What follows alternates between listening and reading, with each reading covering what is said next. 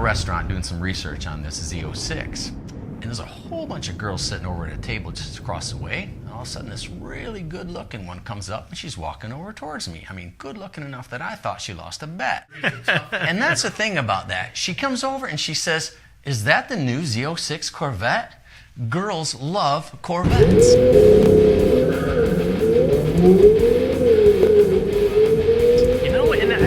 Mixed feelings about that, because I know some women don't like it at all. They kind of think it's kind of pretentious, I guess you could say, but others love it, and you're either or. But that's the thing, is that like you take a girl and you take her out in a Ferrari or a Lamborghini, and they're into the car as jewelry. Mm-hmm. But girls that like Corvettes, they like Corvettes because there's some kind of an animal attraction to that car. That, I don't know, maybe it's not boy racer, it's American racer. Yeah, and I think that's one thing about this car that I'm so excited about, is like, we're doing it. Like, this is such a cool car to be behind, and I'm so happy that like it looks so great and it's hitting all these marks. The thing that surprised me, because I'm a 458 owner, I love the Ferrari 458. I mean, I know a car that is really timeless, and that's definitely one of those cars that it's been benchmarked by Corvette for this, and it's a 10-year-old car. Right. But it's got amazing sound. It's got over 200 mile per hour top end. It's a super fast car, and it looks like they built this car for half the price of a Ferrari 458. They really did, and it's outperforming it too, which is kind of neat. But again, to your point, the 458 is a very old car, and this is just now hitting those marks. So. But at the same time, I mean, even though the Ferrari 458 is really old, it's still, when it came out, it was just smashing everything. I mean, it was only a tenth slower than an Enzo on the Fiorano track. McLaren used it a lot too to benchmark. Yeah, it's a killer benchmark. Ford GT did the same thing. Right. Yep. So when Z06 came out and they used that once again as a benchmark, it's a pretty high bar to beat this 458. Really and I'm telling you what, there's a lot of cool stuff on this car that you really are going to have to, if you're a Z06 buyer, you probably already know about it. But if you're just a Corvette guy, you might want to really look into this Z06, because there's stuff in this that most guys are just not going to understand, and you really probably should. Yeah, definitely. I mean, besides the fact that the red line is 2,000 RPMs higher than the regular C8 Stingray, I mean, 670 horsepower out of this thing. That's the most powerful naturally aspirated V8 in production to date. Well, the thing is, I still have a problem with this car in that, you know, we're talking about styling and interior, and I got into the inside of this car, and it's got that big, it's got this big row bank of switches on the right side, and I mean, it's one of those things that it looks like it's very, I mean, it's not difficult like choreographing a three-way, but it's really tough to figure out all that stuff. I mean, yeah, it's pretty crazy, and like we were talking earlier too, I guess you wouldn't be so upset if your daughter went on a date in this car, because they're not doing anything in this car. That's definitely going to be intruding upon your amorousness. Yeah, car activities. That's perfectly way to G-rated state that. Yeah. I do love the carbon fiber package that's on it. Oh my gosh, the carbon fiber 2 package, I couldn't believe it. I mean, look at the carbon fiber from these pictures. I mean, it's just amazing, and it carries over to the steering wheel. Well, Tony beat up the steering wheel on the last time they had this, but at the same time, I think you're more used to it now, and you're understanding what it's all about, because I didn't have a problem with it. I really like the steering wheel on it, but I'm a racer, and I like flat-bottom steering wheels, and I like to have something that I can really get a hold of and control. And it looks like with the design of the steering wheel, you've got excellent control of the car. And if you know anything about Corvettes, I mean, their Corvettes are really easy to control.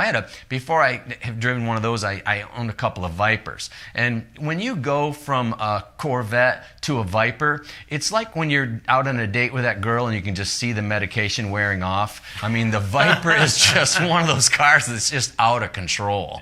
And the Corvette is just notorious for being something that you can handle, and the Viper is notorious for being something that you can't handle. Right. Absolutely. So I have a lot of faith in Corvette that they're going to do this thing right, because the numbers are there, and I will drink to that. You whiskey girl.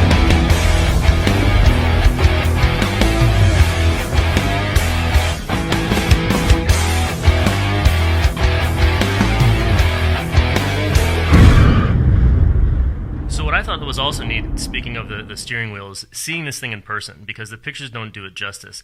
The original C8 Stingray, I didn't like the steering wheel. It looked weird, but then I saw one in person, and I really liked it. Well, the neat thing on this is that I was really surprised that Corvette went to direct injection, because direct injection is a pretty complex thing to pull off. Ferrari did that, which allowed them to get the compression ratio up into the 11-to-1 range, and I think they're even higher now. But direct injection, if you take a look on this engine, the injectors are in the pumps are actually in the intake manifold because they're mechanically controlled by the camshaft. And they're designed, interestingly enough, the direct injector pumps are designed to run up to 9,000 RPMs. So you know that Chevrolet is already planning ahead. So I do like that. I love the fact that it's got a titanium rod in it. I mean, titanium rods? Crazy. Come on, man, that's fantastic. And valves, right? Yeah, they've got the intake valve is titanium, which is really great because the intake valves are larger, they're heavier. I do have a concern with this concerning the valve train design, because the valve train design doesn't have any adjustments in it. It's actually a fixed design. So if you run this thing for 20, 30,000 miles, there's no way to take up any lash if any lash develops because of the design of the engine. I'm not saying that lash is going to develop, but it does concern me. But at the same time, don't make no mistake about this, this is a race engine. It totally is. I mean, just from everything that they're doing with it, I mean, you can hear it.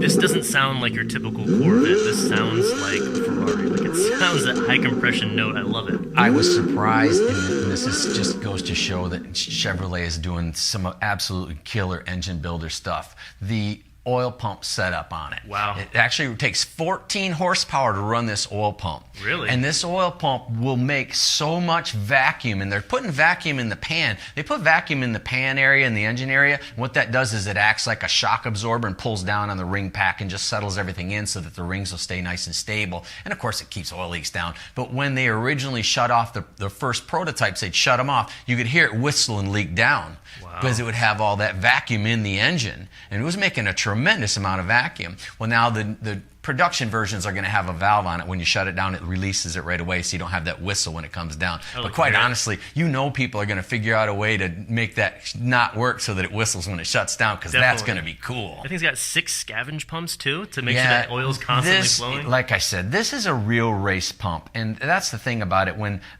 I saw the roller finger set up on the camshaft, we talked about that, and I know they're going for the RPMs. I'm still a little concerned about that as far as longevity. But, it is Chevrolet, so they've probably tested it. Yeah, and even the heads are CNC machined, so you're getting ported heads right off the factory. If you take a look at this, one thing that I do love about this car, and somebody does need to come up with a way to do this, because if you ever take a look at the old Can-Am cars from the era where they had all the trumpets on the intake manifold, this car has the same layout. Someone needs to come up with a clear cover so that you can see those trumpets. Cover those trumpets are fantastic. So someone needs to come up with a cover for that, because you have to see those. Trademarked. Trademarked. There's another really cool thing that they did. It's got 3 valves in the intake manifold plenum to divide the plenum, because it's got an 11-liter plenum volume, which is a really large plenum. Yeah. It's designed for really high RPMs. But if they would have kept that large volume, it would have had no low-end torque. So what they did is they've got butterfly valves, 3 butterfly valves in there. Okay. And so the first butterfly valve opens up around 2,000 RPMs. Triple and tuning then, and then the other 2 pop open around 5,800, they said, to just keep the RPMs up. Because this thing pulls to 8,600 RPM. Yeah. I mean, that's a real high number. And the nice thing is that they designed it so that the torque peak is really high. So it's a real road race engine. Definitely. Now let's talk about styling on this thing. I mean, this is the first Corvette to have completely different styled front end and rear end designs. So, I mean, that's really neat, because you're already separating yourself from the pack with the Z06, besides the fact of the badge. But it's also 3.6 inches wider than the Stingray. And the main reasons for that, because it needs larger intakes for the engine, as well as the bigger rubber tires, which we know that Patrick likes. Yeah, I love big tires. Absolutely. I do love the fact that you can look at this car and you can tell there's enough air flowing through it to keep it cool. When they were out road testing this on the tracks, they were keeping the oil temperatures around the 255 to 265 degree range. That's a fantastic temperature to run your oil at. Yeah. So because wasn't the ZR1 having overheating problems? Yeah, the ZR1s, all those, even the Camaros were the same way. They weren't getting enough air through those things, so that they were getting hot. And this is obviously not running into that problem. If you can keep your oil temps in the 255, 265 range, you've got a race car. Now, what do you think about the carbon fiber package, the Z07 package that you can get on it? Or aerodynamic package. I was really surprised, and this is one of the things, if you take a look at the interior layout with the carbon fiber, how they really kept the direction of the carbon fiber proper, because, I would expect that out of a Ferrari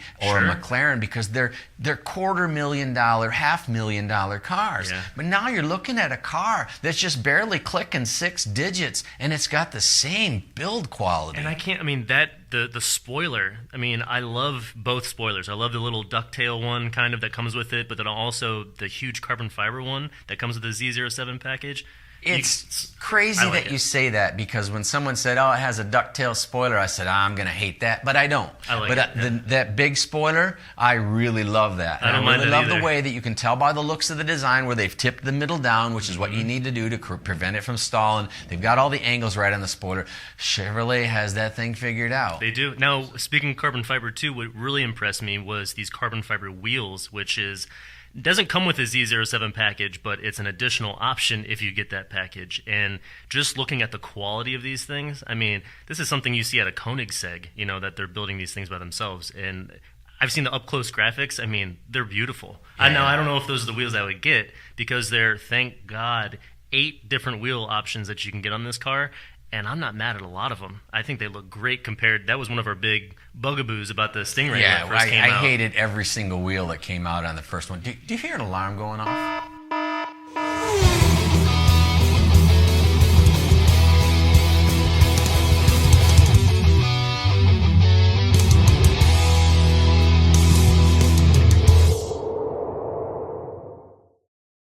Well, we all know that happens. You make a race with somebody and they say, "Oh, I'm not going to run nitrous," and they come up just blowing smoke like that. And that ain't smoke, that's nitrous. Purge valve. Yeah. This car is one of those cars that you can't sneak up on anybody anymore. No, definitely not. Because the original Corvettes, when you got the C7s, is that it was tough to tell the difference between the different models. It would say badges on it, but you just couldn't really see. Yeah. But this one is so much different from the standard one that now nobody's going to sneak up on you like that. No, you're going to know. You're going to know that's the car, absolutely. And I do love that about that, is that Chevrolet is now really departing from standardized design, where they're not afraid to offend some people. And that's what you have to be. You've got to, every once in a while, you got to say, you know what, it's going to have a big spoiler on it. It's going to have big canards that stick out. It's going to have a big snouty nose. And I love that about Chevrolet. They're finally getting some balls. I hate to use that term, but it's what you need to do. Like I said, I'm so happy that this is happening with Chevrolet. Like I've always been a huge GM fan just growing up, and Camaros is my first cars and everything like that. So it's neat to see the fact that Corvette, and at first I was kind of sad that they took the Corvette from a front engine to a mid-engine, but that's a name that needs to continue and it needs to evolve, and I couldn't be more excited for the way that it's going right now in the future of Corvette. But the thing about this is that if you had just bought a C7, like usually when they come out with the new models, you're absolutely distraught that you bought the old model. It's like I'll go out on a date with a girl and she's going to hate herself in the morning. I'm used to that. And I'm in a good place with it. But when you own the C7, it's not as bad, because the C7 is still an attractive car. I'm telling you what, my buddy had a C7 Z06, and that car sounded like wanted to kill you when he'd step on the throttle, and I loved it. And he wants to get another one, and I wouldn't hate him for it. I want to get one myself, but this C8 it does make you wish you had this one, but you're not going to have one of these for 4 or 5 years. No, yeah, exactly. They're tough. The line is just massive on this car already. Yeah, and they're still trying to get the C8 owners their cars, or the original Stingray. So this one, you've been waiting for this for a while. Well, the interesting thing, I was looking at some of the architecture on this engine and comparing it to the Ferrari 458. And there's a lot of similarities. Even where the water pump feeds in and where the air conditioner is placed, and then some of the valve train layout stuff. There's a lot of similar stuff going on in this. So it's no surprise that they sound really similar. But people are still comparing the sound of the 458 to the sound of this car. I think that you can't do that because they sound similar, but they sound different. And I think that they both sound fantastic, but it's like the difference between two rock bands. There can be two great rock bands, but they don't have to sound the same. Yeah, totally. I see that too. The closest thing to compare this to would be the 458 as far as the sound or just a Ferrari in general because of the high compression note. Yeah, they don't sound the same, but they both do sound great. Now, color-wise, what do you think? There's a lot of colors on this thing, and even the crazy ones like the orange and the highlighter yellow color, I'm not mad at. They look really, great. I can't do that highlighter yellow color. And I know people that see that and they go, oh man, this is the best color I've ever seen in my life. I just, no way. And you can do that on Lamborghinis, but still, I just don't see American cars becoming Skittle cars. I mean...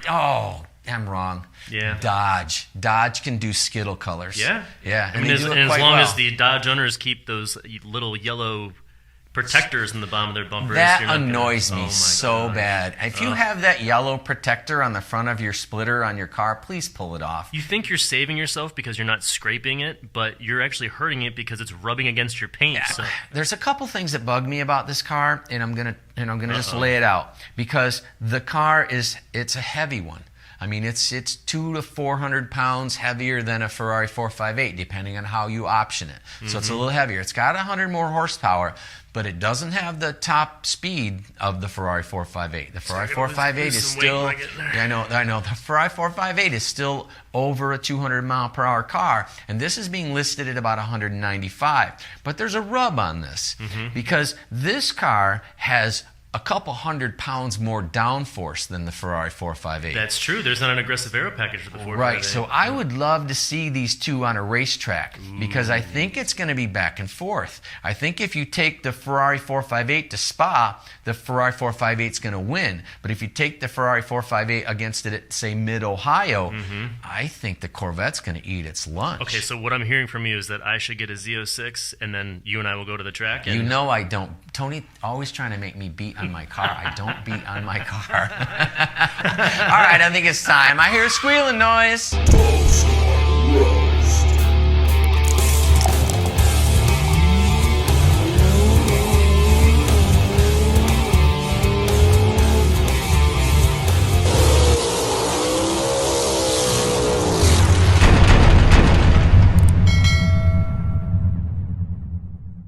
So now what I'm thinking as far as styling on this car, I mean, it's great. It's completely different than the C8. They made a ton of improvements. I love it. I'm very satisfied with it. And I guess comparing it to other cars out there as far as the styling rating goes, I'm a little higher up there just because I'm trying to give them the credit. Because if you think about this car decked out, we're talking carbon fiber wheels, spoiler, the best color. I don't know so much about the lipstick red interior, even though I know it's a throwback to the original Corvettes. I'm at a 69 for this as far as styling. Oh, wow. Okay. I thought Tony was going to be really high on this because he's super, super excited. But I think you're being realistic with this because if you take a look at a lot of the styling, it's Corvette sneakiness. The styling is designed to go fast, not look extremely cool. Yeah. Because there's a lot of things they could change on this car to make it look really flowing and beautiful, but it's going to slow it down. Yeah. I also think it's a hint, too, there's more to come. So I'm not trying to blow all my styling numbers on this one because I think I know there's other ones. More stuff into this as well. Yeah. But I really think that Corvette, because Corvette's sneaky, they build stuff to win, and this car has a lot of stuff on it that's, and I'm not going to use the term awkward because it's not. Everything that it's on it looks stylish, but you can tell that they could go a little swoopier and a little this and a little that, but it's going to ruin its drafting capability. It's going to ruin its capability to cut through traffic, and you can look at all that stuff on there, and I know what they're doing. Next? Absolutely, they're going to. I'm telling you what. They're going to have to drag sandbags if you're going to race this Corvette in IMSA type racing. You're going to be dragging sandbags because they're going to have to fight to slow this car down because it's just going to run away with everything. So in styling, I'm sorry, your number was a 69. Yeah. I have to go a little higher than that because I really loved the first Corvette when they came out with it. And I think this is just a little bit better, so I'm going to give this a 72. Okay. Yeah, so I think I don't it's hate right that. in that, I would right in even that, come up right there, in the right range. In performance, the cool thing about this is that Corvette didn't go crazy. They didn't build a $1,000, $1,200, $1,400 horsepower stupid car. They built. Yeah, I know. No, and kidding. I think that if they do that, then they can do the swoopy body and the crazy stupidness and all that stuff that we're talking about to basically make a McLaren Sabre.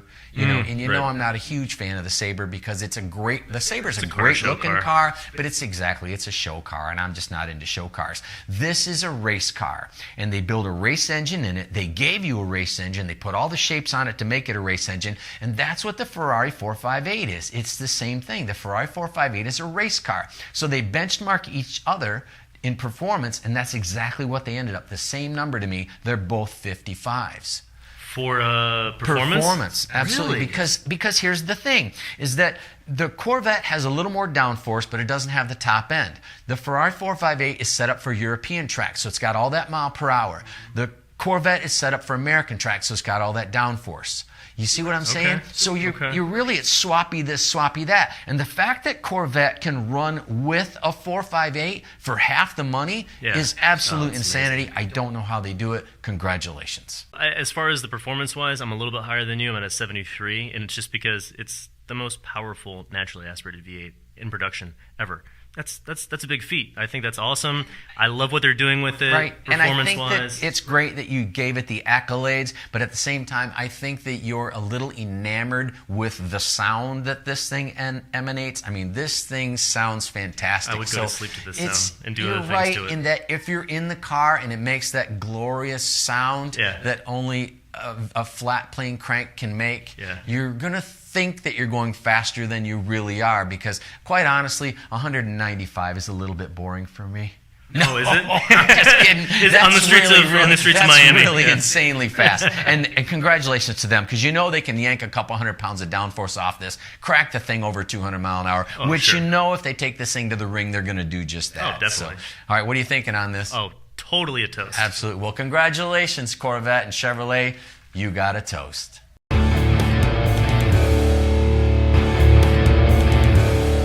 Well, thanks for watching. Be sure to like and subscribe, and you know what they say. If you have an opinion that's different than ours, keep it to yourself.